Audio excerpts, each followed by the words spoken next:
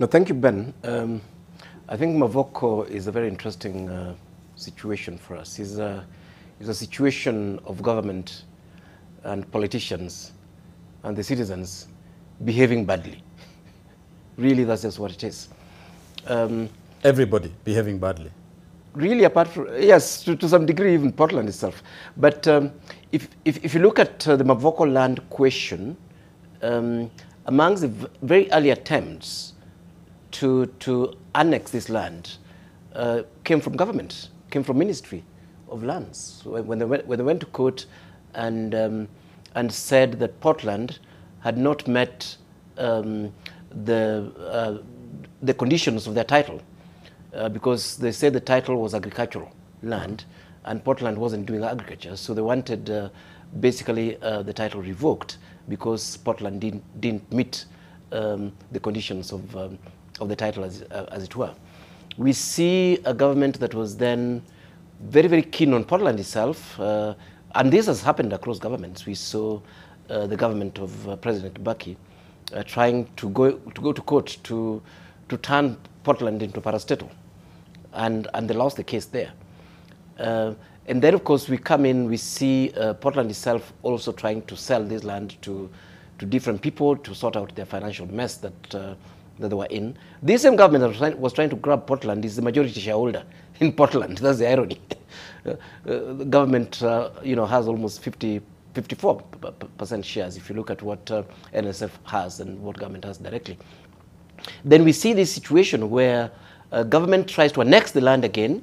The other day in Uhuru's time for housing, we were told that there were people from Oman and Chinese who are going to develop a lot of houses in about 4,300 acres. Around this time, I actually got involved in this issue.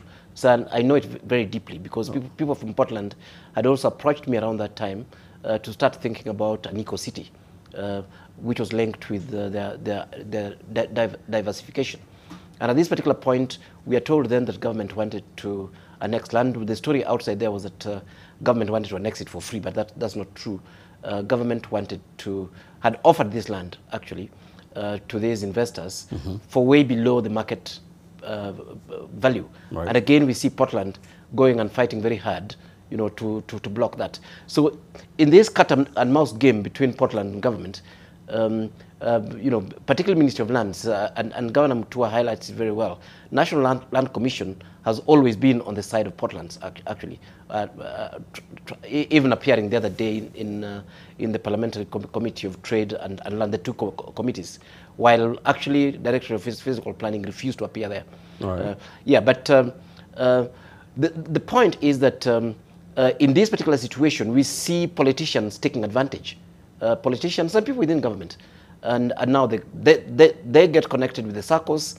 They literally grab land belonging to Portland. Portland, I mean, to be fair, even put billboards saying the land was not for sale.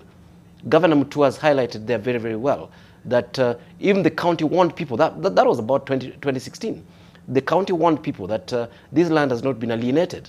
The land has not been planned for any purpose. It has not been titled. So don't buy it, actually. Right. But people still proceeded to buy it. Of course, the circles that went ahead and actually bought this land were politicians who, in fact, were caught on camera telling people to build, whatever it is that that actually built. So what you see is almost a government-sanctioned land grab.